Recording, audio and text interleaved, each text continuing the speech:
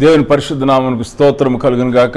ప్రభునందు ప్రియమైన దేవుని బిడ్డలారా, తిరిగి మరొక ఆదివారము ఈ రీతిగా మనం ఆన్లైన్ సర్వీస్లోని దేవుని సన్నిధిని వచ్చుటకు, ఆయన ఆరాధించుటకు ప్రభు ఇచ్చిన భాగ్యాన్ని బట్టి ప్రభుకు స్తోత్రాలు మనం చెల్లించవలసిన వారమైంటున్నాం. ఉదయకాలపు ఆరాధన మనం ప్రార్థనతో ప్రారంభించుకుందాం.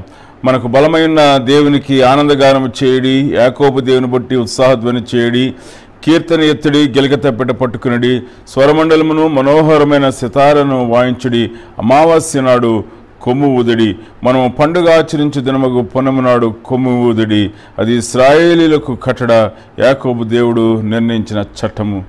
ప్రార్థించుకుందాం. మమ్మల్ని మిక్కులుగా ప్రేమించిన మా ఘనమైన తండ్రి, ప్రభు రక్షకుడు విమోచకుడు యేసు నామంలో యేసు ప్రభువారు మాకు ఇచ్చిన మా కొరకు చిందించిన పుణ్యమైన రక్తం ద్వారా మీ సన్నిధికి వచ్చి మీ కృతజ్ఞతాస్తుతులు చెల్లిస్తూ ఉంటున్నాం. తిరిగి మా జీవితాలు ఇచ్చిన మరి యొక్క ఆదివారం బట్టి, నూతనమైన దినాన్ని బట్టి మీకు స్తుతులు, స్తోత్రాలు, వందనాలు చెల్లిస్తుంటున్నాం. ఈ ఆదివారం ఉదయకాల సమయంలో మీ సన్నిధిని మాకు మెండుగా అనుగ్రహించి ప్రభా, మీ సన్నిధి ఆత్మచేత మమ్మల్ని నింపి తృప్తిపరిచి, దేవానైనా మీరు ప్రభా మా యొక్క జీవితాల్లో గొప్ప కార్యములు మీరు జరిగించి ప్రభా, నేను మీకు వాక్యం ద్వారా మా హృదయాలను తెప్పరలు చేయమని మీ సన్నిధిలో ప్రార్థన చేస్తుంటున్నాం. ప్రభా, నేను దుష్టుని కార్యముల నుంచి మమ్మల్ని తప్పించమని మీ సన్నిధిలో ప్రార్థన చేస్తుంటున్నాం. ఇక ప్రభా, నైనా మేము కొన్ని నిమిషాలు మీ సన్నిధిలో మిమ్మల్ని స్తుతించుండగా, మిమ్మల్ని ఆరాధన చేయుచుండగా, తిరిగి మీ యొక్క వాక్యంను మేము ధ్యానం చేయుచుండగా మీరే మాతో ఉండి మమ్మల్ని నడిపించమని సమస్తమైన మహిమ ఘనత ప్రభావాలను మీకే ఆరోపిస్తూ యేసు పరిశుద్ధ నామములో అడుగుచున్నాం తండ్రి, ఆమేన్. దేవుని బిడ్డలారా, మనము కొన్ని కీర్తనలు పాడుకుందాం. కొన్ని కీర్తనలు పాడుకుని ప్రభువు నామాన్ని స్తుతిద్దాం. తదుపరి కీర్తన గ్రంథాన్ని మనం చదువుకుందాం. ఆ తదుపరి ప్రత్యేకమైన కీర్తన మనం విందాం. కొన్ని నిమిషాలు ప్రభు సన్నిధిలో ప్రభువుని స్తుతించి ఆరాధన చేస్తాము.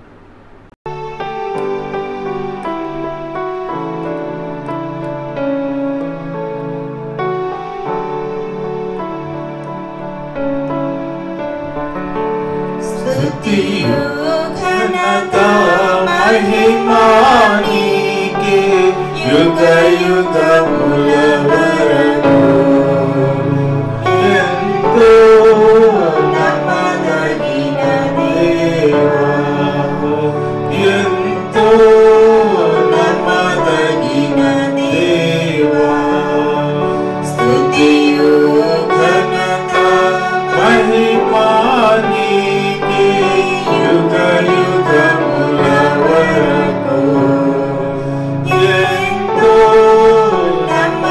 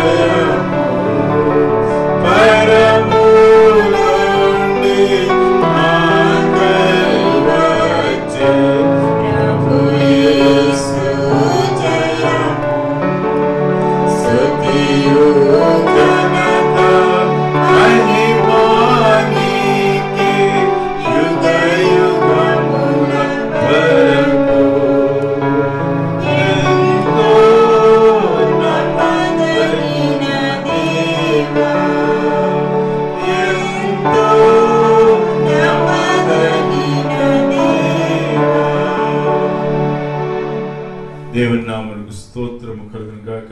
మనము కొన్ని కీర్తనలు పాడుకుందాం.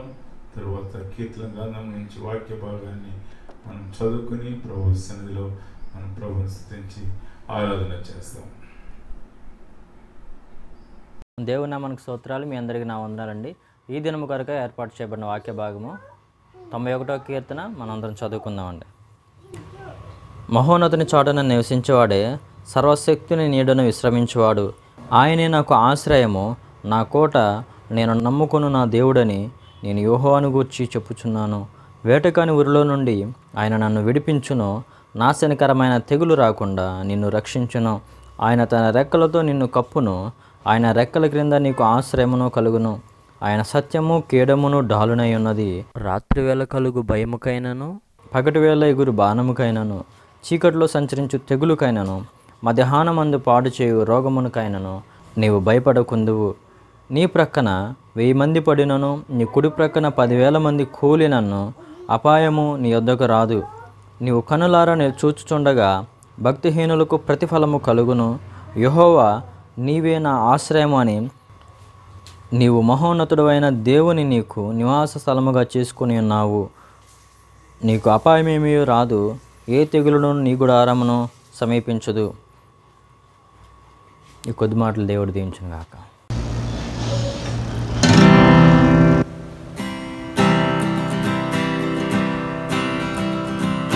పాపాన్ని పోగొట్టి శాపాన్ని తొలగించి భూలోకం వచ్చావయ్యా.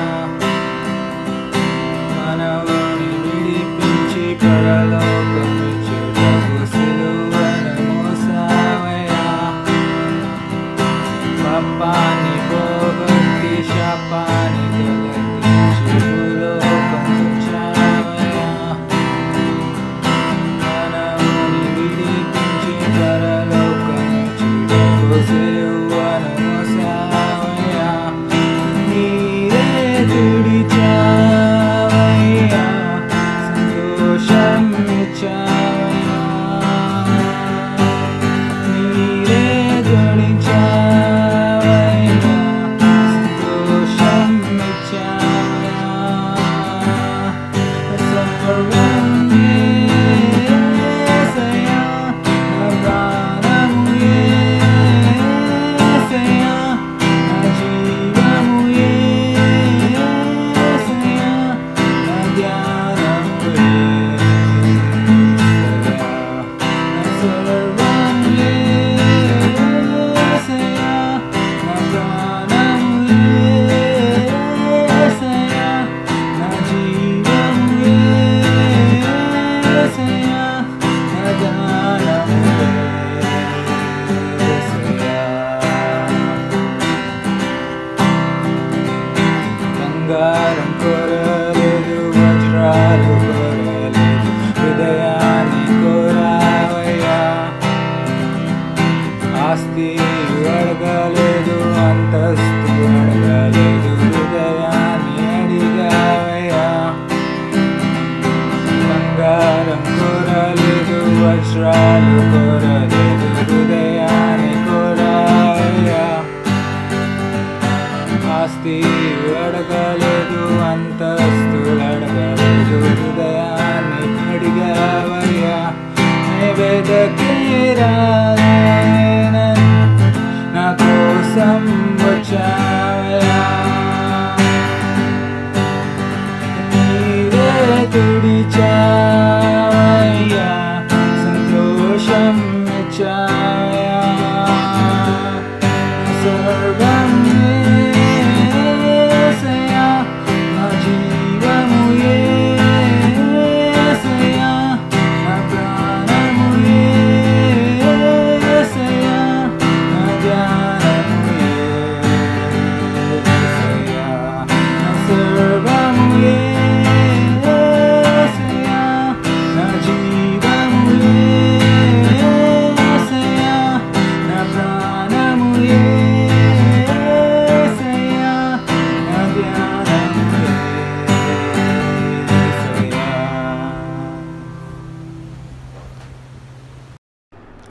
తిరిగి మరి ప్రభు సన్నిధిలో మనం ఈ రీతిగా ప్రభుని ఆరాధించుటకు స్తుతించుటకు ప్రభు చూపిన కృపను బట్టి ప్రభుకు వందనాలు తెలియచేస్తూ ఉన్నాను. తిరిగి మనము యోహాను సువార్త లోని మరి 15వ అధ్యాయము 16వ అధ్యాయాన్ని మనం ధ్యానం చేసుకుందాం. ఇటు రీతిగా ప్రభు వారం వెంబడి వారము అధ్యాయం వెంబడి అధ్యాయం మరి ధ్యానం చేయటానికి ప్రభు చూపుచున్న కృపను బట్టి ప్రభుకు నామానికి ఎంతగానో వందనాలు తెలియచేస్తూ ఉన్నాను. మరి ఈ యొక్క ధ్యానాలు యోహాను సువార్తలోని యేసుక్రీస్తు ప్రభువారి యొక్క దైవత్వం గురించినటువంటి ధ్యానాలు. మరి అనేక మంది వారు నాకు ఫోన్ చేసి చెప్తున్నారు, వారికి ఆత్మీయ జీవితానికి ఎంతో ఆశీర్వాదకరంగా ఉందని వారు తెలియచేస్తున్నారు. దాన్ని బట్టి ప్రభువుకు వందనాలు తెలియచేస్తూ ఉన్నాను. అంత మాత్రమే కాదు, కానీ మరి వారు చెప్పిన మాట ఏమనగా వారు ఈ యొక్క లింక్ని వారి యొక్క స్నేహితులకు కూడా వారు షేర్ చేస్తున్నట్లుగా మరి వారు చెప్పినారు. దాన్ని బట్టి కూడా ప్రభువుకు వందనాలు తెలియచేస్తూ ఉన్నాను. మరి వస్తున్నటువంటి ఫీడ్బ్యాక్ అంతటిని బట్టి కూడా ప్రభువుకు వందనాలు తెలియచేస్తూ ఉన్నాం. మరి మనం ఏదో పిట్ట కథలు చిట్టి కథలు చెప్పి కాలక్షేపం చేయటం కాదు, కానీ వాక్యమును ఉన్నట్లుగా వ్యాఖ్యానం చేయొచ్చు. మరి దాని అర్థాన్ని తెలుసుకుంటూ మన జీవితాలకి అన్వయించుకోవాల్సిన అవసరతయే మన ముఖ్యమైన ఉద్దేశము అనే విషయాన్ని మీకు మరొకసారి తెలియచేస్తూ ఉన్నాను. ఎవరైతే మరి యొక్క ఆన్లైన్ సర్వీస్ చూసి వారు దీవించబడుతున్నారో లింక్ షేర్ చేయండి.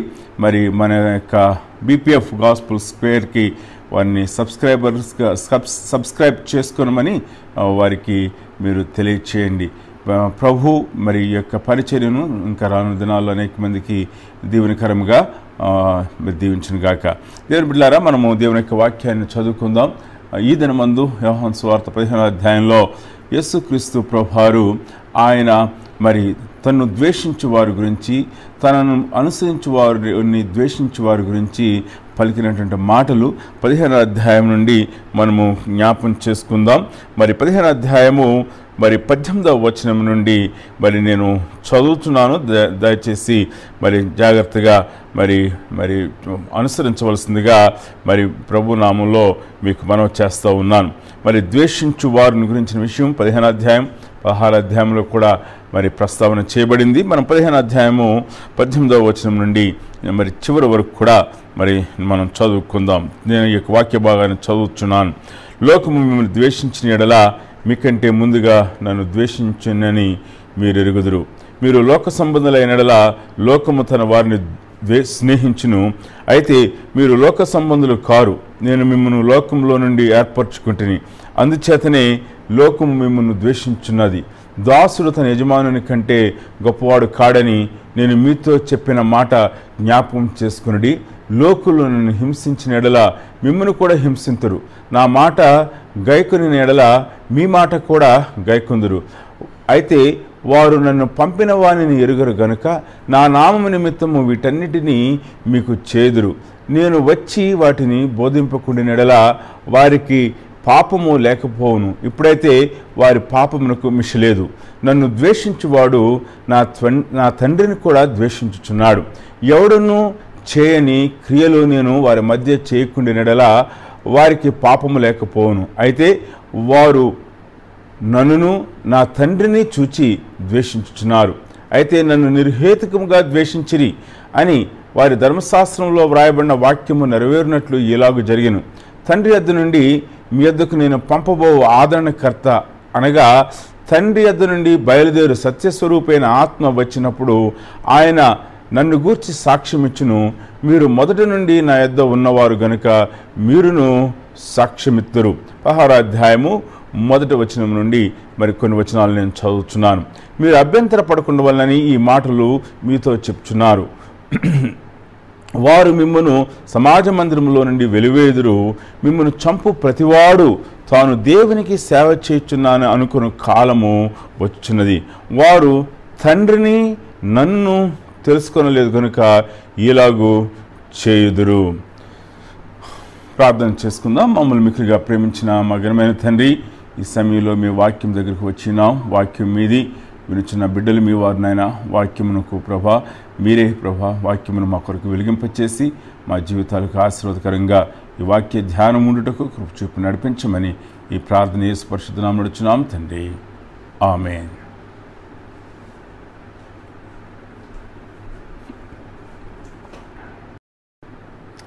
దేవుని బిడ్డలారా, మనము ఈ ఉదయకాల సమయంలో యేసుక్రీస్తు ప్రభువారు మరి తన్ను ద్వేషించు వారి గురించి, తనను వెంబడించు శిష్యులు లోకంలో ద్వేషించబడు సంగతిని గురించి మరి ఆయన యొక్క మరి ఆఖరి వర్తమానంలో ప్రస్తావన చేయటం మనము జ్ఞాపం చేసుకునవలసిన వారం అంటున్నాం. మరి యేసుక్రీస్తు ప్రభువారు తన్ను వెంబడించు వారికి అన్నీ కూడా మరి బాగుంటుంది, వారంతా కూడా హ్యాపీగా ఉంటారు, సుఖంగా ఉంటారు, శ్రమలు ఉండవు, దుఃఖం ఉండదు, శోధన ఉండదు, మరి అని హింస ఉండదు అని ఆయన ఎప్పుడు కూడా అటువంటి వాగ్దానం చేయలేదు. కానీ మీకు నన్ను వెంబడించుచున్న కారణం చేత మిమ్మల్ని ద్వేషిస్తారు, మీరు శ్రమపడతారు అనే విషయాన్ని, మీరు హింసించబడతారు అనే విషయాన్ని యేసు ప్రభువారు ముందుగానే తెలియచేసినట్లుగా మనం చూస్తూ ఉన్నాం. నేటి దినాన మన యొక్క సువార్త ప్రకటనలో యేసుక్రీస్తు ప్రభువారిని వెంబడించటం వలన కలిగే ఆశీర్వాదములు మాత్రమే చెప్పి మరి ఆయనను వెంబడించటం వలన మరి పొందవలసినటువంటి నష్టములను గురించి ముందుగా చెప్పకపోవటాన్ని అది మరి సరి అయిన వాక్య ప్రకటన కాదు అనే విషయాన్ని మనం ఉదయకాల సమయంలో జ్ఞాపం చేసుకునవలసిన వారమైంటున్నాం. క్రైస్తవుడైనందుకు అతడు నింద అనుభవించాలి, అతడు శ్రమను అనుభవించేవాడుగా ఉంటాడు అనే విషయాన్ని మనము జ్ఞాపం చేసుకునవలసిన వారమైంటున్నాం. ఒక సాదృశ్య రూపమైనటువంటి సంగతిని మనం ఆదికాండం 37వ అధ్యాయంలో మనం చూసినట్లయితే మరి యోసేపు ఆయన దేవుని యందు భయభక్తులు కలిగిన వాడు, దేవునికి సన్నిహితంగా ఉన్నవాడు, దేవునితో నడిచినవాడు, దేవుని దర్శనములు పొందినవాడు, దైవ సన్నిధిని, దైవ ప్రత్యక్షతను పొందినటువంటి యోసేపు విషయంలో వారి యొక్క అన్నలు ప్రవర్తించినటువంటి తీరు మనకి ఆదికాండం 37వ అధ్యాయంలో అద్భుతమైన రీతిగా వర్ణించబడింది, వివరించబడింది. అక్కడ మరి 6 విషయాలు మనము జ్ఞాపం చేసుకొనవచ్చు.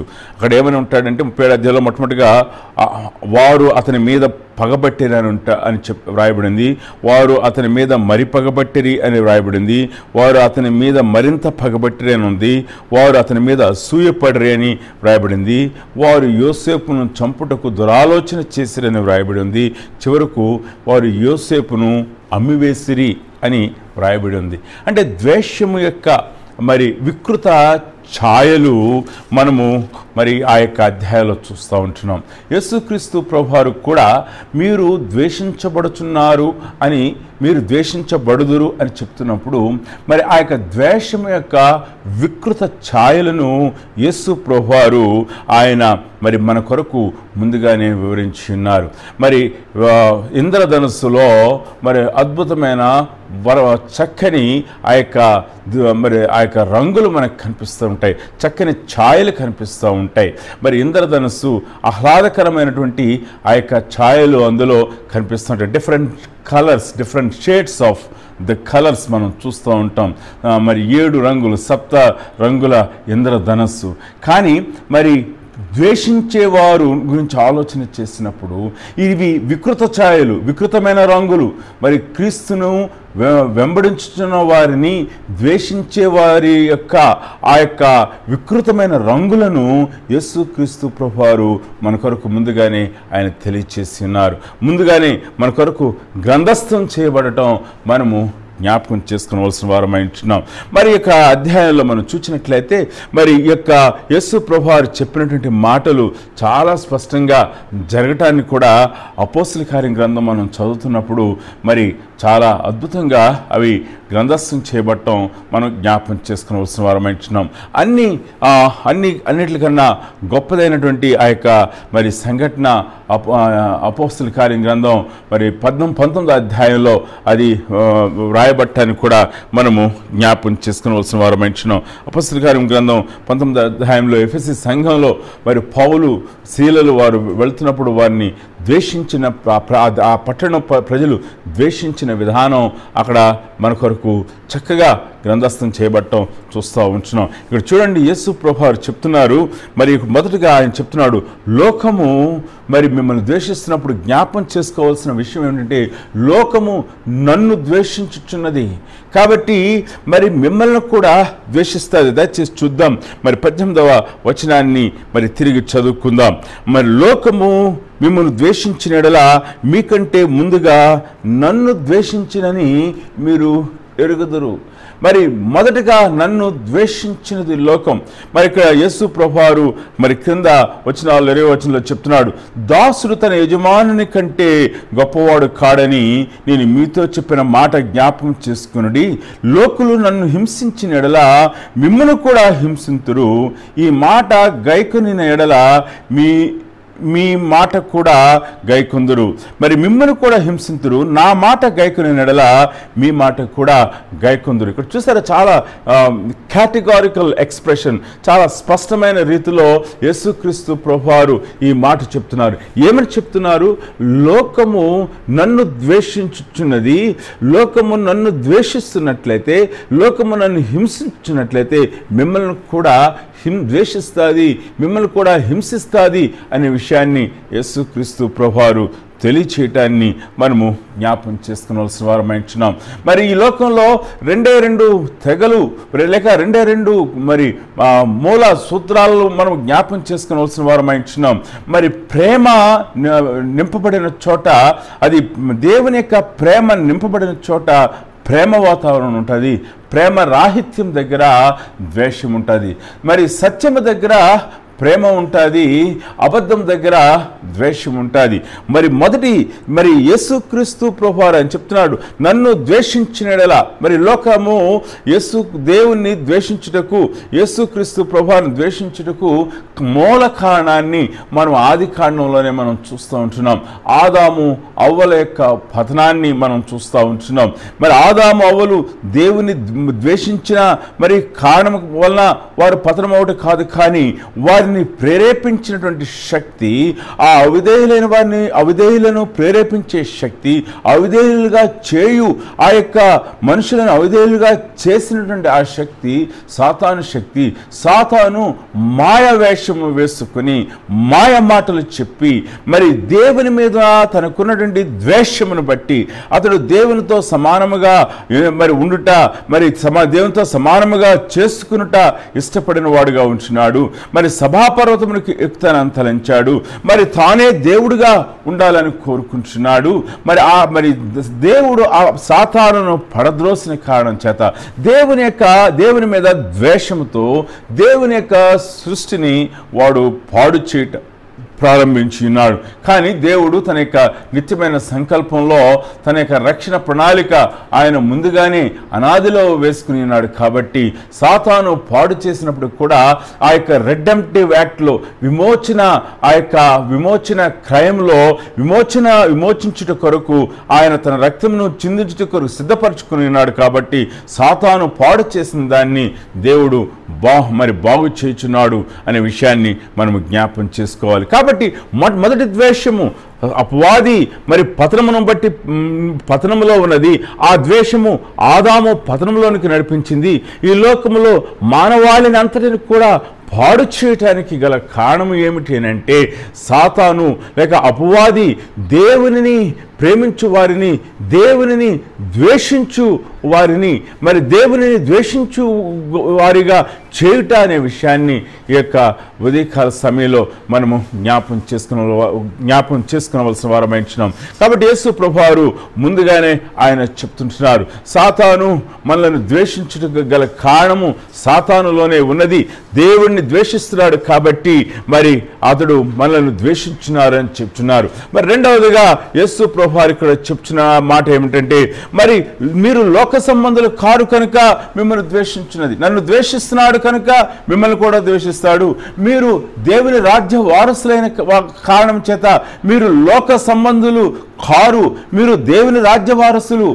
నేను మీకు ఇచ్చినటువంటి రక్షణ ప్రణాళిక, మీకు ఇచ్చినటువంటి రక్షణ భాగ్యము ఈ లోక సంబంధమైనది కాదు, తాత్కాలికమైనది కాదు, అది శాశ్వతమైనది, అది నిత్యజీవమైనది.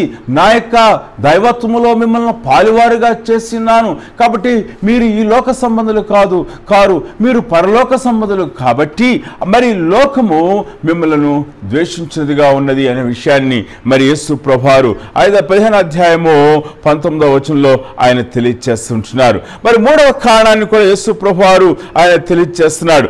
మరి మనం చూసినట్లయితే 19వ అధ్యాయము 19వ వచనం కింద భాగంలో మనం చూసినట్లయితే, నేను మిమ్మల్ని లోకంలో నుండి ఏర్పరచుకుంటుని, అందుచేత లోకం మిమ్మల్ని ద్వేషించినది కారణాన్ని చెప్తున్నారు యేసు ప్రభువారు. మరి లోకము మనల్ని ద్వేషించటకు కారణాలని చెప్పడాన్ని మనం చూస్తున్నాం. మరి సాతాను మరి మొదటిగా దేవుని ద్వేషించిన వాడు కనుక మనం కూడా దేవుని వెంబడించేవారు అయిన మనల్ని ద్వేషిస్తున్నాడు. మరి మనము లోక సంబంధము కాదు కనుక మనల్ని ద్వేషిస్తున్నాడు. మనము మరి దేవుని చేత ఏర్పాటు చేయబడి ఉన్నాము అని ఎరిగినాడు కనుక వాడు ఎరిగినాడు కనుక మరి వాడు మనలను మరి ద్వేషిస్తున్నాడు. మరి యోసేపు తండ్రి యాకోబు యోసేపునకు విచిత్రమైనటువంటి మరి ఆ యొక్క అంగీని కుట్టించున్నాడు. మరి ప్రత్యేకంగా మరి యోసేపును ప్రేమించిన కారణం చేత ఎలాగున యోసేపు యొక్క సహోదరులు యోసేపును ద్వేషించున్నారో, దేవుని యొక్క ఉన్నతమైనటువంటి అద్భుతమైనటువంటి మన కంటికి కనపడని, చెవికి వినపడని, మన హృదయానికి గోచరము కాని అత్యున్నతమైనటువంటి ఆ యొక్క రక్షణ భాగ్యాన్ని మనకిచ్చి నిత్యత్వములో పాలువారుగా చేసి తన సింహాసనం మందు కూర్చుండబెట్టుటకు ఆయన మనల్ని ఏర్పాటు చేసుకున్న కారణం చేత దేవుని సింహాసనం ముందు మరి కూర్చుండే అధికారము కోల్పోయినాడు కనుక సాతానుడు అతడు అసూయ కలిగిన వాడు, ఈర్ష్య కలిగిన వాడు, సంపూర్ణమైన ద్వేషం కలిగిన వాడు కనుక మరి దేవునిలో పాలిభాగస్తులకు అగుచున్న వారిని ద్వేషించేవాడుగా ఉన్నాడు అనే విషయాన్ని మనము జ్ఞాపకం చేసుకునవలసిన వారమై ఉంటున్నాం. దేవుని బిడ్డలారా, మరి 4వ కారణాన్ని చెప్తున్నారు. లోకము మరి తన వారిని ద్వేషించును అనే విషయాన్ని యేసుక్రీస్తు ప్రభువారు మరి చెప్పడాన్ని మనం చూస్తున్నాం. లోకము తన వారిని స్నేహించును అనే విషయాన్ని యేసు ప్రభువారు చెప్తున్నారు. మరి మనం లోకస్తులమైతే లోకము మనలను స్నేహిస్తుంది, మనము దేవుని సంబంధమైనట్లయితే లోకము మనలను ద్వేషిస్తుంది అనే విషయాన్ని యేసుక్రీస్తు ప్రభువారు తెలియచేస్తున్నారు. లోక స్నేహము కలిగినటువంటి వారు మరి వారు లోకంలో ఉన్నవారు, వారు దేవుణ్ణి వెంబడించినటువంటి వారు, వారి యొక్క లక్షణాలని అపోస్తలుడైనటువంటి పౌలు మరి రోమీయులకు రాసిన పత్రిక 1వ అధ్యాయము 28వ వచనం నుండి మరి ఆయన మాట్లాడుచుంటున్నారు. లోకం అంటే వారు ఎటువంటి వారు అంటే, లోకమును స్నేహించేవారు ఎలా ఉంటారు అంటే ఇక్కడ 28వ వచనం నుంచి మనం చూసినట్లయితే, వారు తమ మనసులో దేవునికి చోటులనీయకపోయారు గనుక చేయరాని కార్యములు చేటుకు దేవుడు భ్రష్ట మనసుకు వారిని అప్పగించెను. అటువారు సమస్తమైన దుర్నీతి చేతను, దుష్టత్వము చేతను, లోభము చేతను, ఈర్ష్య చేతను నిండుకొని మత్సరము, నరహత్య, కపటము, వైరమని వాటితో నిండిన వారై కొండగాండ్రు, అపవాదుకులు, దేవద్వేషులు, హింసకులు, అహంకారులు, బెంకములాడువారు, చెడ్డవాటిని కల్పించువారు, తల్లిదండ్రులకు అవిధేయులు, అవివేకులు, మాట తప్పువారు, అనురాగరహితులు, నిర్దయులు నైరి ఇట్టి కార్యములు అభ్యసించువారు మరణమునకు తగిన వారు అను దేవుని న్యాయ విధిని వారు బాగుగా ఎరిగిండి వాటిని చేయుచున్నారు. ఇది మాత్రము కాక వాటిని అభ్యసించే వారితో సంతోషముగా సమ్మతించుచున్నారు. చూడండి, దేవుని లోకమును స్నేహించే వారి యొక్క లక్షణాలు ఇక్కడ కనిపిస్తున్నాయి. ఇటువంటి లక్షణాలు కలిగిన వారిని లోకము స్నేహిస్తుంది, వారిని ఎంత మాత్రం కూడా ద్వేషించదు అనే విషయాన్ని మనము జ్ఞాపకం చేసుకోవాల్సిన వారమై ఉంటున్నాం. యేసుక్రీస్తు ప్రభువారు మరి మనము ద్వేషించబడుతున్నప్పుడు ఆయన కూడా మాట చెప్తుంటున్నారు, మరి నన్ను ద్వేషించువాడు నన్ను పంపిన వాడిని కూడా ద్వేషించుచున్నాడు. మరి తను పంపినది ఎవరు అని అంటే త్రియేక దైవత్వంలోని తండ్రి ఆయన పంపి ఉన్నాడు, దేవుడు ఆయన పంపి ఉన్నాడు. కాబట్టి ఎవరైతే క్రీస్తును ద్వేషిస్తున్నారో మరి వారు మరి దేవుని ద్వేషించువారు, వారు దేవద్వేషకులు అనే విషయాన్ని యేసుక్రీస్తు ప్రభువారు 23వ వచనంలో ఆయన చెప్పడాన్ని మనం జ్ఞాపం చేసుకోవాల్సిన వారు మంచినాం. 25వ వచనంలో మనం చూసినట్లయితే మరి యేసుక్రీస్తు ప్రభువారు చెప్తుంటున్నారు, వీరు నా కార్యములను చూచి కూడా వారు నన్ను ద్వేషించుచున్నారు అని యేసు ప్రభువారు తెలియచేస్తున్నారు. అంచేత వారికి మిషలేదు, ఇక వారు నన్ను మరి నా కార్యములు చూచిన తర్వాత కూడా ద్వేషిస్తున్నట్లయితే వారికి మిషలేదు, వారికి తీర్పు తథ్యం అనే విషయాన్ని యేసు ప్రభువారు మరి తెలియచేస్తూ ఇక్కడ లేఖన భాగంలో నుండి ఒక లేఖనాన్ని, ఒక ప్రవచనాన్ని ఆయన 25వ వచనము ఆఖరి భాగంలో ఆయన ఎత్తి పలకటాన్ని మనం చూస్తున్నాం. అయితే నన్ను నిర్హేతుకముగా ద్వేషించిరి అని వారి ధర్మశాస్త్రంలో రాయబడిన ప్రకారము నెరవేరినట్లు ఇలాగున జరిగిను. నిర్హేతుకముగా ద్వేషించిరి, కారణము లేకుండా ద్వేషించిరి. వారు మరి ఎటువంటి హేతుబద్ధమైనటువంటి కారణము చూపించకుండా వారు నన్ను ద్వేషించిరి, నిర్హేతుముగా ద్వేషించిరి. ఇది లేఖనం యొక్క నెరవేర్పుగా యేసుక్రీస్తు ప్రభువారు తెలియచేయటాన్ని మనము జ్ఞాపం చేసుకోవాల్సిన వారం అయించున్నాం. మరి ఒక సమయంలో నేను మరి చాలా సంవత్సరాల క్రితం, మరి 30 సంవత్సరాల క్రితం, 35 సంవత్సరాల క్రితం నేను ఎంఎస్సీ చదువుతున్న దినాల్లో మరి నేను యూనివర్సిటీలో ఉండేవాడిని. ఆ దినాల్లో క్రైస్తవుడిగా మరి విశ్వాసగా ఉన్నది మరి ఆ యొక్క క్యాంపస్ అంతట్లో కూడా నేను ఒక్కడిని. కొంతమంది విద్యార్థుల్ని మరి చర్చికి తీసుకువెళ్తూ ఉండేవాడిని. నేను ఉత్తర భారతదేశంలో మరి నార్త్ ఇండియాలో గుజరాత్లో నేను చదువుకుని ఉన్నాను. ఆ ఎంఎస్సీ చేసేటువంటి దినాల్లో, యూనివర్సిటీ దినాల్లో నేను నా రీసెర్చ్ కొరకు ప్రతి వారం కూడా నేను సోమనాథ్ టెంపుల్ దగ్గర లేక వేరావల్ అనేటువంటి ఆ యొక్క సీషోర్కి వెళ్ళేవాడిని. కొంతమంది మరి దేవద్వేషకులు ఉండేవారు. ఒకరోజు రాత్రి నేను వెళ్తూ ఉన్నాను, ఒక్కడనే ఆఖరి బస్ పట్టుకోవడానికి వెళ్తున్నాను, క్యాంపస్లో నడుచుకుంటూ వెళ్తున్నాను. గుంపుగా కొంతమంది వచ్చారు. నా మీద 20 కిలోల బరువైనటువంటి రాయిని ఎత్తి నా మీద వేసేశారు. నేను త్రుటిపాటులో తప్పించుకొని నేను వెళ్ళిపోయాను. దేవుని బిడ్డలారా, నన్ను ద్వేషించడానికి గల కారణం ఏంటంటే నేను వారికి హాని చేయలేదు, వారి గురించి అక్కడ చెడ్డ మాటలు చెప్పలేదు, వారితో నాకు తగాదా లేదు, నేను ఎవరితో కూడా ఇప్పుడు కూడా తగాదా పెట్టుకోలేదు. ఆ విధంగా నా మీద దాడి చేయడానికి ప్రయత్నం చేశారు. కారణం ఏంటంటే నిర్హేతుకంగా దేవుని బిడ్డలను లోకము సాతాను సంబంధాలు చూస్తున్నప్పుడు కారణము లేకుండా ద్వేషిస్తారు, కారణము లేకుండా ఉమ్మివేస్తారు. అప్పుడు మనం జ్ఞాపం చేసుకోవాల్సిన విషయం ఏమిటంటే దేవుని ద్వేషించేవారు క్రీస్తును ద్వేషిస్తూ ఉన్నారు, దేవుని బిడ్డలను కూడా వారు ద్వేషిస్తున్నారు అనే విషయాన్ని మనము జ్ఞాపకం చేసుకోవాల్సిన వారమైంచున్నాం. ఈ యొక్క ఉదయకాల సమయంలో నువ్వు ఎప్పుడైనా సరే ద్వేషించబడుచున్నట్లయితే నీ యొక్క జీవితంలో జ్ఞాపం చేసుకోవాల్సిన విషయం ఏంటంటే వాడు చీకటిలో ఉన్నాడు అనే విషయాన్ని మనం జ్ఞాపం చేసుకోవాలి. తిమోతిలో రాసినటువంటి మొదటి పత్రిక 2వ అధ్యాయము 9వ వచనంలో మనం చూసినట్లయితే ఈ మాట కనిపిస్తూ ఉంది. యోహాను రాసిన మొదటి పత్రిక 2వ అధ్యాయము 9వ వచనంలో ఈ మాట కనిపిస్తూ ఉన్నది. అదేమిటంటే ద్వేషించువాడు చీకటిలో ఉన్నాడు అనే విషయాన్ని యేసు ప్రభువారు తెలియచేస్తూ ఉంటున్నారు. అలాగనే యోహాను రాసిన మొదటి పత్రిక 3వ అధ్యాయము 13వ వచనాన్ని మనం చూసినట్లయితే యేసుక్రీస్తు ప్రభువారు చెప్పిన మాటను అనుసరించి యోహాను మాట్లాడుచున్నాడు. ఏమనంటే లోకము మిమ్మల్ని ద్వేషించినడలా ఆశ్చర్యపడకుడి అని యోహాను మాట్లాడుతుంటున్నాడు.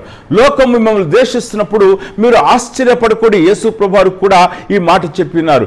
ప్రేమ లేనివాడు మరణమందు నిలిచి ఉన్నవాడు, వానిలో రక్షణ లేదు అనే విషయాన్ని యేసుక్రీస్తు ప్రభువారు తెలియచేస్తూ ఉంటున్నారు. కాబట్టి ద్వేషించడానికి గల కారణాలు మనం చూసినట్లయితే ఈ దేవుని ద్వేషించారు కాబట్టి మనల్ని కూడా ద్వేషిస్తారు.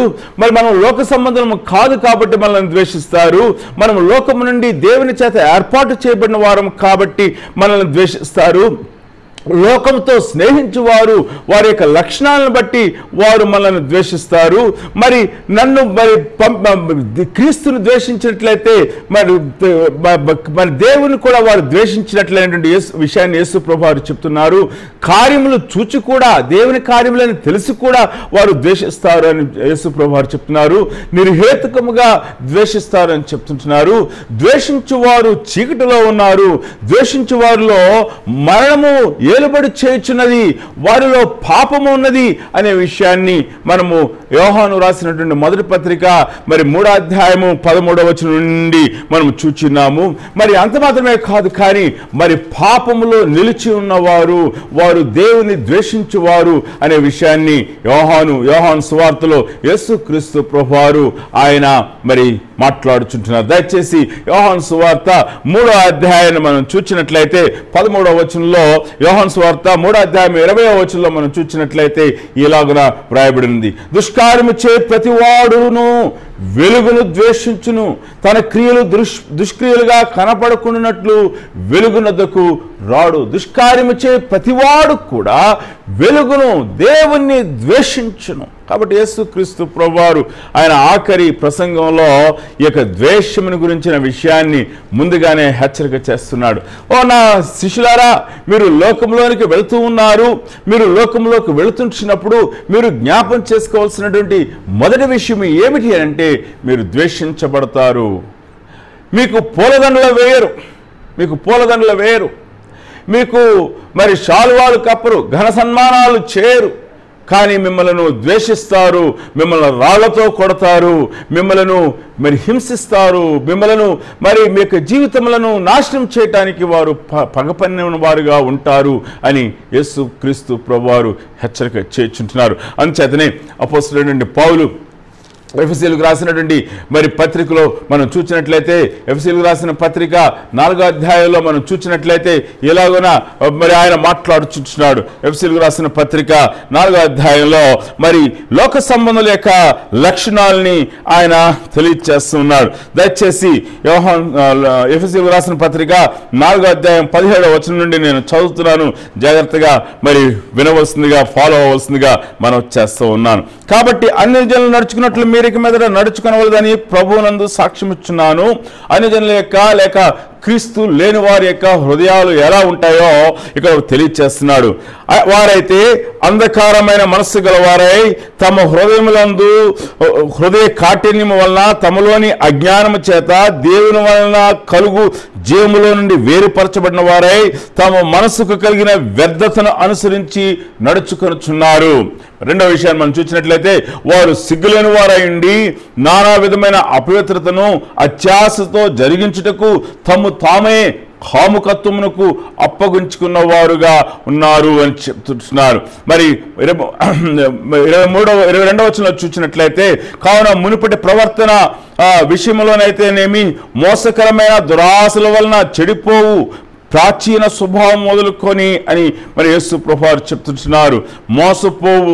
మోసకరమైన దురాశల వలన చెడిపోయిన వారు అని చెప్తున్నాడు. కాబట్టి దేవుని బిడ్డలారా, ఈ యొక్క ఉదయకాల సమయంలో మరి లోకము మరి ఇటువంటి పరిస్థితిలో ఉన్నది. ఇటువంటి వారు ఖచ్చితంగా మరి ద్వేషిస్తారు అనే విషయాన్ని మనము జ్ఞాపం చేసుకోవాల్సిన వారమైనాం. మనము ద్వేషించబడి వారుగా ఉన్నాము. అపోస్తలుడైన పౌలు తన యొక్క ప్రేమ వర్తమానాన్ని ఎఫెసీ పట్టణానికి తీసుకెళ్ళినప్పుడు అద్భుతమైనటువంటి మరి ఆ యొక్క వర్ణన 19వ అధ్యాయం అంతట్లో కూడా మనం చూడగలం. అపోస్తలుడైన పౌలు మరి ఎఫెసీ సంఘంలో, ఎఫెసీ పట్టణంలో చేసినటువంటి పరిచర్యను అక్కడ మరి వివరించబడింది. మరి తను తీసుకువెళ్ళినటువంటి ఆ యొక్క ప్రేమ వార్తను వారు ఎలాగన వక్రీకరించారో, ఎలాగన పెర్వర్ట్ చేశారో, ఎలాగన విరుచుకుపడ్డారో, ఎలాగన వారు మరి వీరిని కొట్టడానికి, చంపడానికి ప్రయత్నం చేశారో, వీరిని ద్వేషించారో, వీరిని వెళ్ళగొట్టారో అక్కడ వ్రాయబడింది. అందుకనే 19వ అధ్యాయం చదివిన తర్వాత ఎఫెసీయులకు రాసిన మరి పత్రిక మనం చదువుతున్నప్పుడు 2 ప్రాముఖ్యమైన విషయాలు మరి అపోస్తలుడైన పౌలు మరి నొక్కి చెప్పడాన్ని మనం చూస్తున్నాం. దేవుని ప్రేమను గురించిన విషయాలు తెలియచేస్తున్నాడు. ఎఫెసీయులకు రాసిన పత్రిక చివరి అధ్యాయంలో మనం చూసినట్లయితే సాతాను యొక్క పన్నాగముల గురించి మాట్లాడుచున్నాడు. మరి అందుకనే ఎఫెసీయులకు రాసిన పత్రిక 5వ అధ్యాయంలో మనం చూసినట్లయితే 6వ అధ్యాయం చూసినట్లయితే ఎఫెసీయులకు రాసిన పత్రిక 6వ అధ్యాయం మనం చూసినట్లయితే ఆయన ఇలా చెప్తున్నాడు, ప్రభు యొక్క మహాశక్తిని బట్టి ఆయన యందు బలవంతులైండి, మీరు అపవాది తంత్రములను ఎదురించుటకు శక్తిమంతులగునట్లు అని చెప్తున్నాడు. అపవాది తంత్రములను ఎదురించుటకు శక్తివంతులు. అపవాది తంత్రములన్నింటిని గురించి కూడా అక్కడ ఆయన తెలియచేస్తా ఉంటున్నాడు.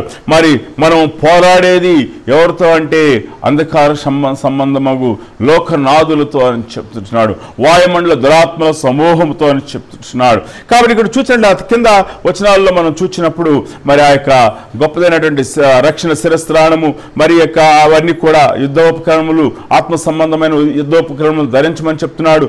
ప్రార్థన చేయమని ఆయన హెచ్చరిక చేయటాన్ని మనం చూస్తూ ఉంటున్నాం. దేవుని బిడ్డలారా, యేసుక్రీస్తు ప్రభువారు చెప్పిన మాట ఎంత వాస్తవం అండి.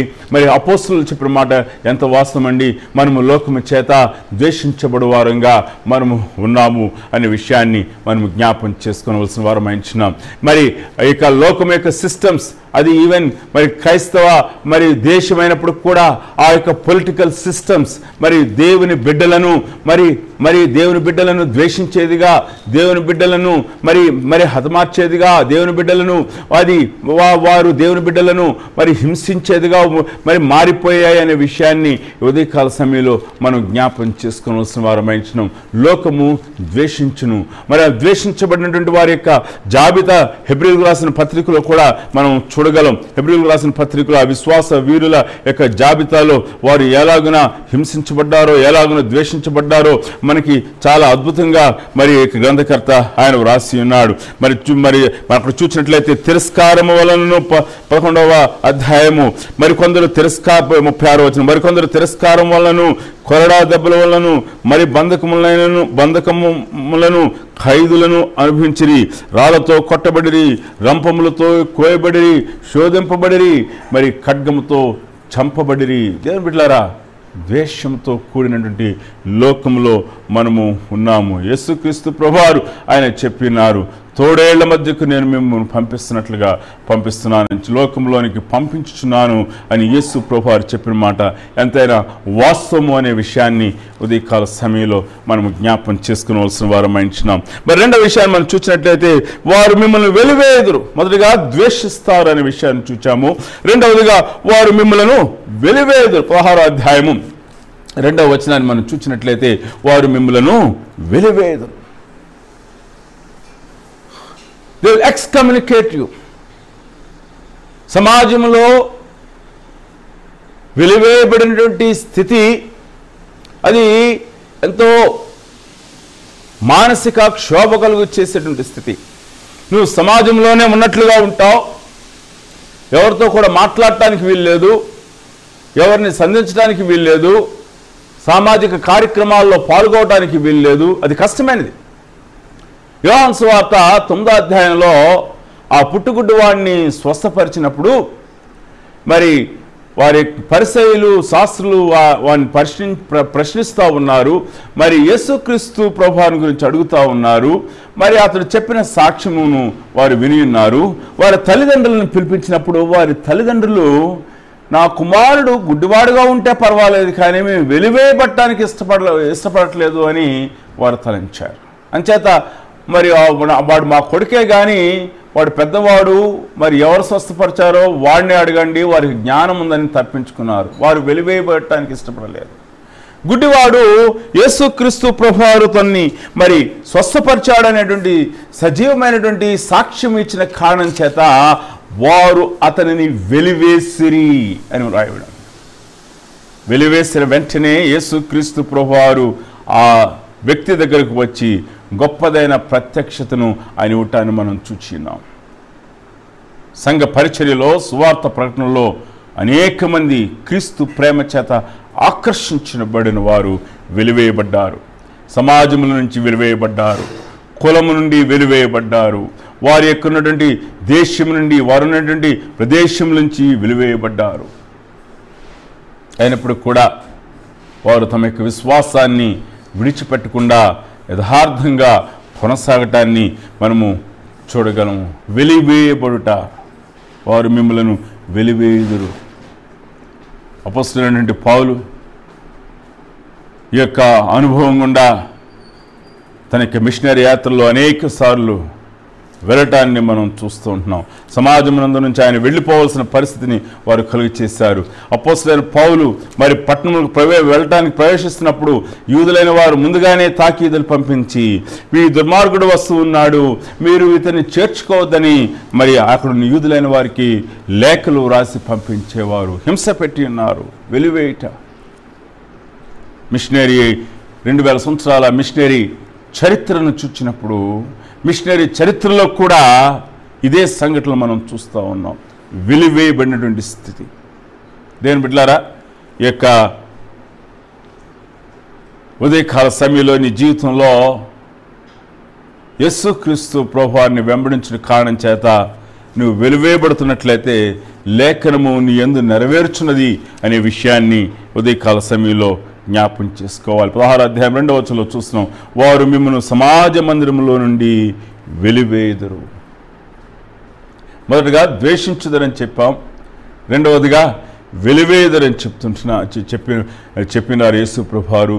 మూడవదిగా మనం చూసినట్లయితే లోకములో మీకు శ్రమ కలుగును. You go through oppression. 16వ అధ్యాయము మనం చూసినట్లయితే మనకు కనిపిస్తూ ఉంది. 16వ అధ్యాయంలో 33వ వచనంలో మనం చూసినట్లయితే ఈ మాట కనిపిస్తూ ఉన్నది, లోకమందు మీకు శ్రమ కలుగును. శ్రమ కలుగును. లోకమందు మీకు శ్రమ కలుగును. దేవుని బిడ్డలారా, లోకంలో మనము శ్రమ పడటం, శ్రమకు గురి చేయటం. లోకము ఎలాగైనా ఆలోచన చేస్తుందంటే, ఫరో రాజు ఇశ్రాయేలు ప్రజలను ఎలాగున శ్రమకు గురి చేశాడో అలాగున లోకము క్రైస్తవులైన వారిని శ్రమకు గురి చేసేదిగా ఉన్నది.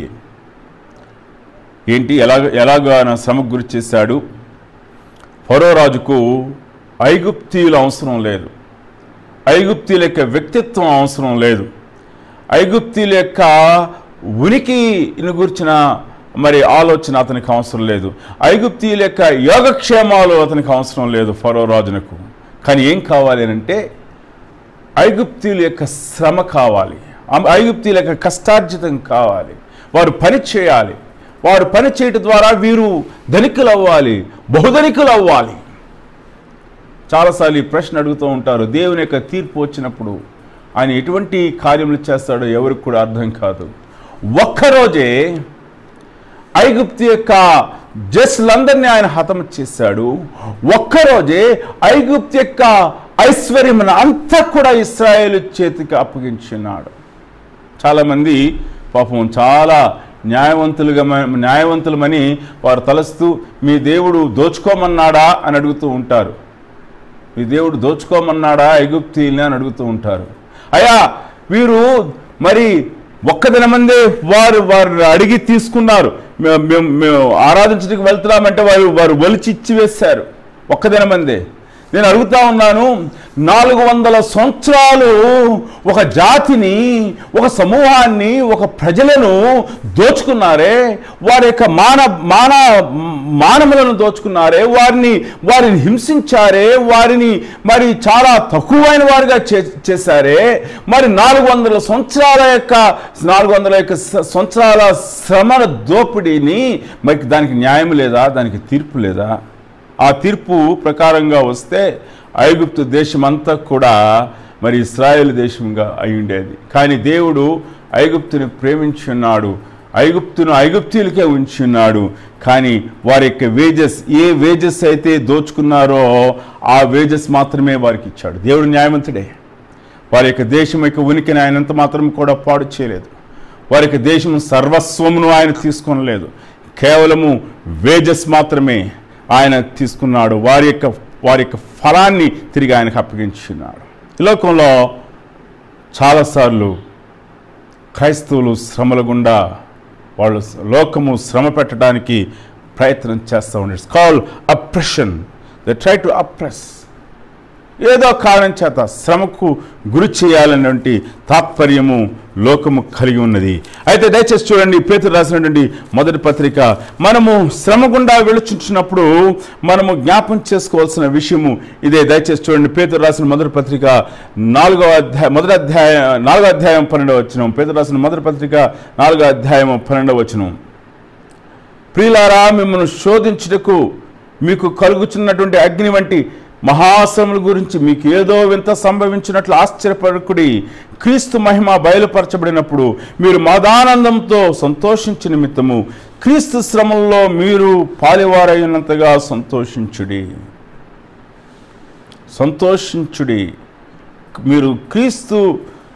మీరు శ్రమపడుచున్నప్పుడు మీరు సంతోషించండి.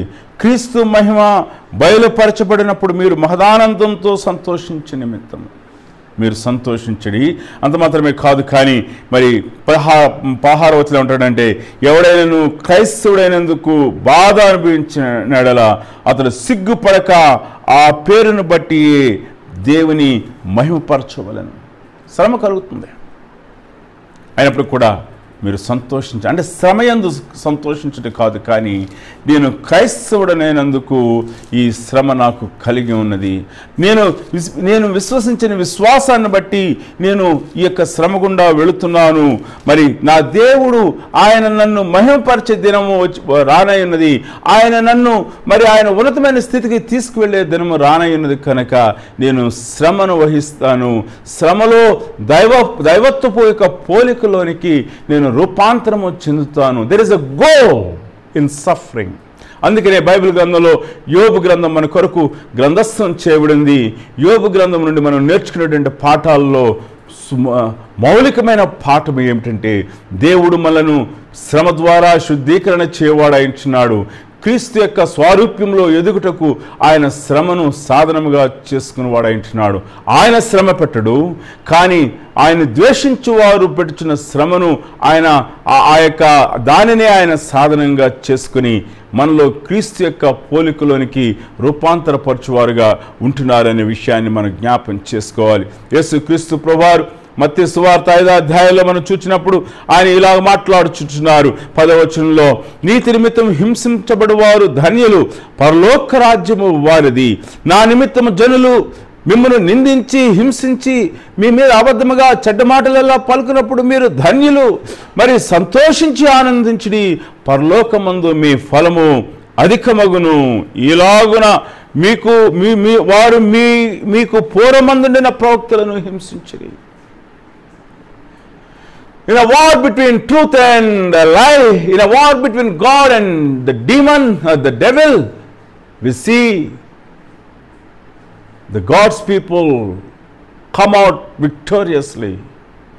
దేవుని బిడ్డలారా, సాతానుకును దయ్యమునకును దేవునికి సాతానుకు మధ్య జరిగేటువంటి యొక్క మరి యొక్క పోరాటంలో అబద్ధమునకు సత్యమునకు జరిగే ఈ పోరాటంలో దేవుని బిడ్డలైన వారు విజయవంతులుగా బయటకు వస్తారు.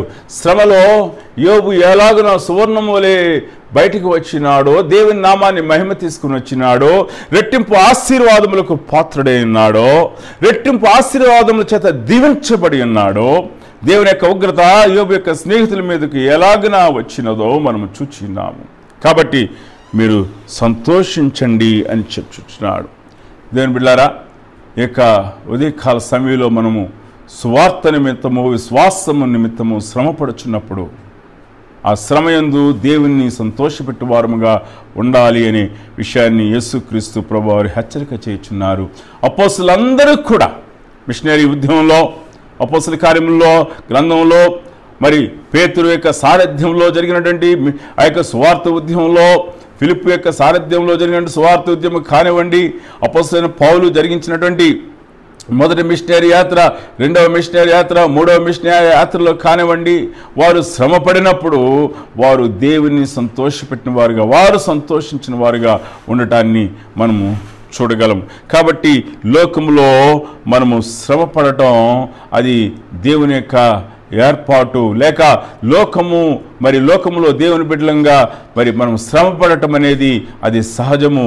ఎందుచేతనంటే సాతాను మన విశ్వాసము నుంచి శ్రమల ద్వారా తప్పించుటకు వాడు ప్రయత్నించువాడాయించున్నాడు.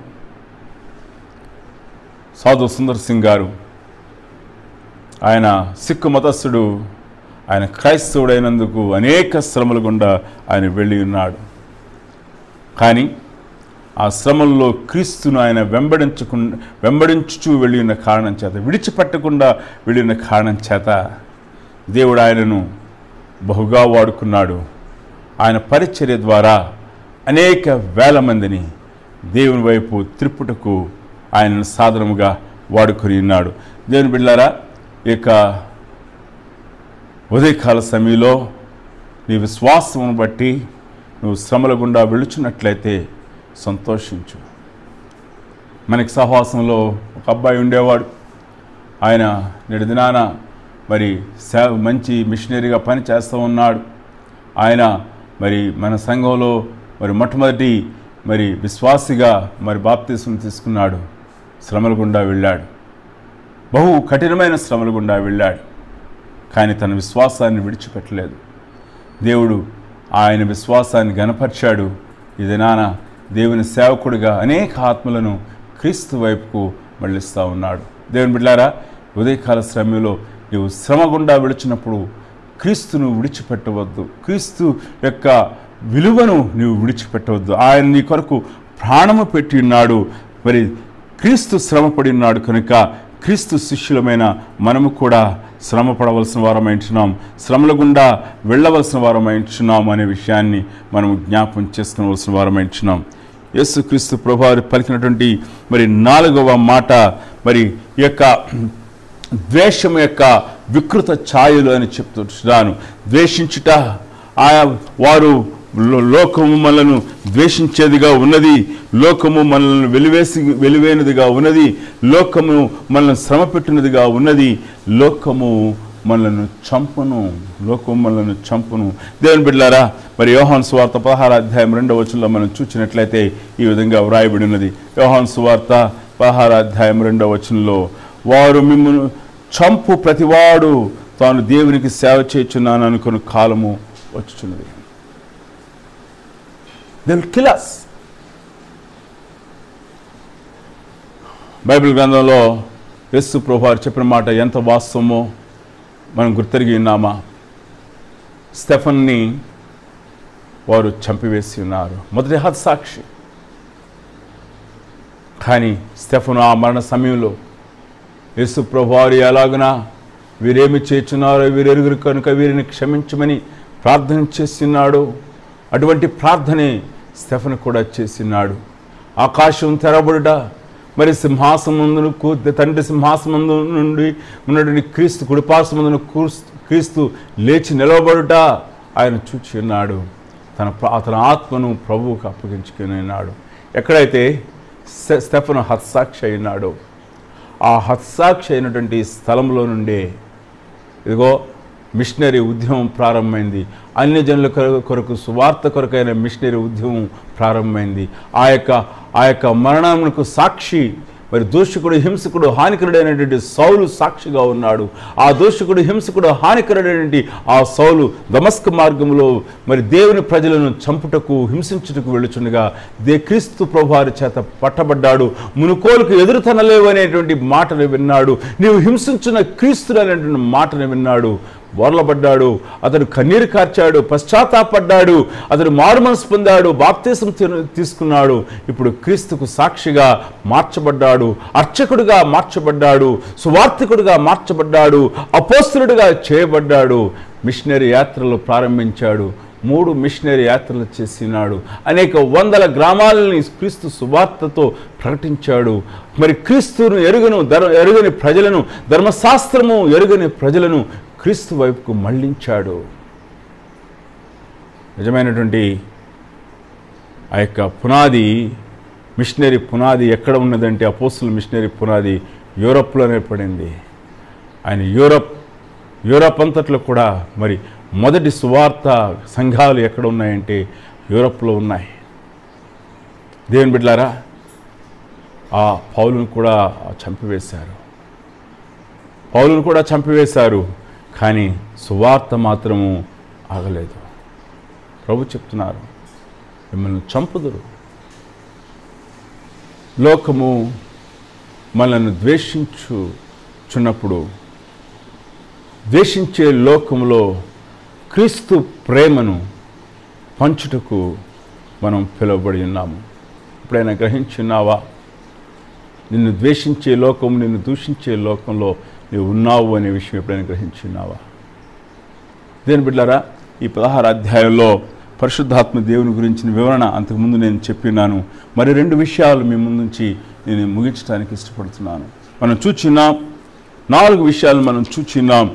మరి లోకం మనల్ని ద్వేషిస్తుంది, లోకం మనల్ని వెలివేస్తుంది, లోకం మనల్ని శ్రమల గుండా తీసుకుని వెళ్తుంది, లోకం మనల్ని చంపుతుంది అనే విషయాన్ని మనం చూచిన్నాం.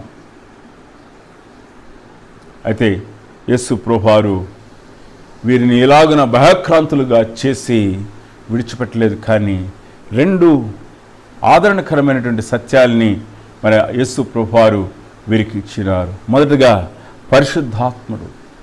పరిశుద్ధాత్ముడు మీ మధ్యకి రానయ్యున్నాడు, పరిశుద్ధాత్ముడు మీలో ఉండనయ్యున్నాడు.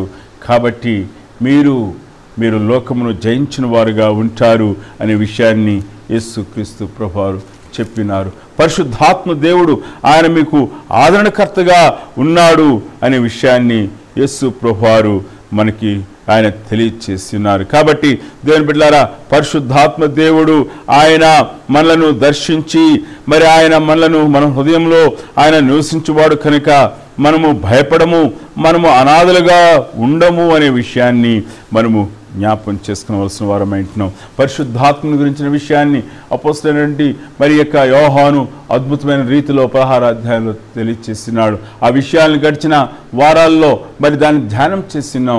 పరిశుద్ధాత్మ దేవుడు ఆయన చేయు పనిని మనం చూచినాం. ఆయన ఈ లోకంలోనికి వచ్చినప్పుడు ఆయన మనకు ఆత్మలో బాప్తిస్మం ఇచ్చేవాడు ఆయన ఎంచినాడు. మన పాపముల విషయమై ఒప్పింప చేయవాడు ఆయన ఎంచినాడు. క్రీస్తు ప్రభువారు దేవుడని ఒప్పింప చేయవాడు ఆయన ఎంచినాడు. నీతిని గురించి ఆయన ఒప్పింప చేయవాడు ఆయన ఎంచినాడు. సర్వసత్యంలోనికి నడిపించేవాడు ఆయన ఎంచినాడు. మనం ఎలాగున ప్రార్థన చేయవాలో మనకు తెలియదు, కానీ ఆ ఆత్మే మన పక్షంగా ఉండి ఉచ్చరింప సఖ్యం కాని మూలుగులతో మన పక్షంగా విజ్ఞాపన చేయవాడు ఆయన ఎంచినాడు. పరిశుద్ధాత్మ దేవుడు తన పరిచర్యను మన విశ్వాస యొక్క జీవితంలో, సంఘ యొక్క జీవితంలో ఆయన జరిగించేటువంటి పనిని అపోస్తలుడైన యోహాను అద్భుతంగా ఇక్కడ రాస్తున్నాడు. మిగిలిన గ్రంథకర్తలు పౌలు కూడా తన యొక్క పత్రికల్లో అద్భుతంగా పరిశుద్ధాత్మ దేవుని యొక్క పరిచర్యను గురించి వ్రాసినారు. యేసు ప్రభువారు తానే ముందుగా ఆయన చెప్పినారు, మాతో ఉండు పరిశుద్ధాత్మ దేవుడు ఆయనను మేము పంపుచున్నాము. ఆయన ఈ లోకంలో మిమ్మల్ని అనాథలుగా మిమ్మల్ని విడిచిపెట్టలేదు, కానీ పరిశుద్ధాత్మ దేవుడు ఆయన మిమ్మల్ని సర్వసత్యంలోనికి నడిపిస్తాడని చెప్పినాడు.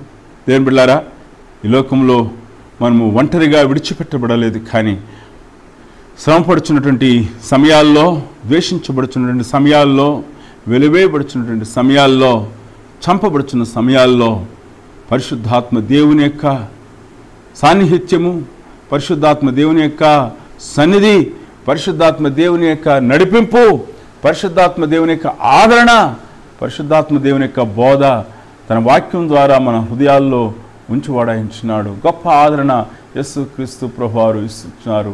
2వ ఆదరణ ఇక్కడ యేసు ప్రభువారు మాట్లాడుతున్నారు. దాని యొక్క డెమాన్స్ట్రేషన్ని 17వ అధ్యాయంలో ఆయన వివరిస్తున్నారు. అది వచ్చే వారము మనం ధ్యానం చేస్తాం. మరి ఇక 2వ ఆదరణ ఏమిటంటే, మీ ప్రార్థనలకు నేను జవాబు ఇచ్చేవాడను, నీ ప్రార్థనలను ఆలకించువాడను. అద్భుతమైన విషయం. Your prayers are going to be answered. మీరు నా దగ్గరకు వచ్చి ప్రార్థించినప్పుడల్లా మీతో నేను మాట్లాడు దేవుడని ఎంచున్నాను, మీ ప్రార్థనలకు నేను జవాబు ఇచ్చి దేవుడని ఎంచున్నాను. 2 ఆదరణకరమైన మాటలు యేసుక్రీస్తు ప్రభువారు ఆయన మన కొరకు ఇచ్చినారు. మొదటిగా పరిశుద్ధాత్మ దేవుడు మనలో చేసేటువంటి పరిచర్య, 2వదిగా ప్రార్థన ఆత్మ. పరిశుద్ధాత్మ దేవుడు లేకుండా ప్రార్థన ఆత్మ ఉండదు. పరిశుద్ధాత్మ దేవుడు ఎక్కడైతే ఉంటాడో అక్కడ ప్రార్థన ఆత్మ ఉంటుంది. పరిశుద్ధాత్మ ఆత్మ ఆవేశంతో లేక పరిశుద్ధాత్మ నడిపింపులో చేసేటువంటి ప్రతి ప్రార్థన కూడా అంగీకరించబడుతుంది. ప్రార్థన ద్వారా మనం విజయం పొందుతాము. దేవుని యొక్క సంకల్పములన్నీ కూడా మన జీవితంలో నెరవేర్చుటకు, మనము దాన్ని గ్రహించుకున్నటకు ఆయన మనకు ప్రార్థనను సాధనంగా ఇచ్చి ఉన్నాడు. నేటి దినాల్లో విపత్కరమైనటువంటి దినాల్లో, విపత్కరమైన కాలంలో దేవుని బిడ్డలారా, క్రైస్తవ లోకం శోధనల నుంచి తప్పించుకోవటానికి, క్షేమంగా ఉండటానికి ఇవ్వబడినటువంటి సాధనము అది ఏమిటంటే పరిశుద్ధాత్మ దేవుడు అది ఆయన ఇచ్చి ఉన్నాడు. నీ చేతిలో ఉన్న సాధనం ఏమిటి అని అంటే ప్రార్థన. పాత నిబంధన గ్రంథపు ప్రవక్తలందరూ కూడా వారు ఈ యొక్క పోరాటంలో, వారు ప్రార్థనలోనే వారు పోరాటంలో విజయాన్ని సాధించినారు. ప్రార్థన పోరాటం అది ఏ ప్రవక్తనైనా తీసుకునండి, ఏలియాని తీసుకునండి, ఎలీషాని తీసుకునండి, నాతాను తీసుకునండి, అది ఏ ప్రవక్త అయినా తీసుకునండి, వారు ప్రార్థనలోనే వారు విజయాన్ని పొందినారు. దావీదుని తీసుకునండి, మరి ఏ ప్రవక్తనైనా తీసుకునండి, అపోస్తలులను తీసుకునండి, అపోస్తలులందరూ కూడా వారు ప్రార్థించిన వారుగా ఉంటున్నారు. ప్రార్థనలోనే విజయం నుండి అతి విజయంలోనికి వారు వెళ్ళినట్లుగా మనం చూస్తూ ఉన్నాం. ఎందుచేతనంటే వారు పరిశుద్ధాత్మ చేత నింపబడి ఉన్నారు. పరిశుద్ధాత్మ యొక్క ప్రేరణకు వారు లోబడిన వారై వారు ప్రార్థనలో ఎడతెగక ఉండినారు కనుక విజయమును సాధించి ఉన్నారు. సాతానును ఓడించి ఉన్నారు. సాతాను పథకములను, పన్నాగములను వారు జయించి ఉన్నారు. కారణం ఏంటంటే ప్రార్థన ఆత్మచేత వారు నింపబడటం. దేవుని బిడ్డలారా, నేటి దినాన క్రైస్తవ లోకం జ్ఞాపం చేసుకోవాల్సినటువంటి ప్రాముఖ్యమైన విషయం ఏమిటంటే, don't ever think that through your political strategies you will have a safety in your life. నీ జీవితంలో రాజకీయమైనటువంటి ఆ యొక్క ఆచరణను బట్టి నీకు క్షేమం ఉంటుందని వెనడు కూడా తలంచవద్దు. రాజులు మారుతారు, రాజ్యాలు మారుతాయి, రాజ్యాంగాలు కూడా మారుతాయి, కానీ ప్రార్థన ద్వారా వచ్చే విజయం ఎనడు కూడా మారదు. రాజకీయ సంబంధమైనటువంటి మరి ఆ యొక్క స్ట్రాటజీస్ ద్వారా క్రైస్తవునికి విజయము లేదు. కేవలము ప్రార్థన ద్వారానే విశ్వాసికి విజయం ఉన్నది. Don't think too much about politics or political strategies. అవన్నీ కూడా అలాగున ఉండనివ్వండి. దేవుడు తన సార్వభౌమ చిత్తంలో ఆయన తాను జరిగించే వాటిని అన్నిటి కూడా జరిగించేవాడాయించున్నాడు. కానీ సాతాను నుండి మనకి కావలసినటువంటి విజయము ఏమిటి అంటే ప్రార్థనే. అందుకే అపోస్తలుడైన పౌలు తిమోతికి రాసిన పత్రికలో చెప్తున్నాడు, మీరు సుఖముగా మరి జీవించే నిమిత్తము రాజుల కొరకు ప్రార్థన చేయమని అని చెప్తున్నాడు. He gave us the weapon called prayer, praying in spirit. ఆత్మలో ప్రార్థించుట, పరిశుద్ధాత్మ నడిపింపును గ్రహించుకొని ఆత్మానుసారముగా ప్రార్థించుట క్రైస్తవునికి ఇవ్వబడినటువంటి ఆయుధం.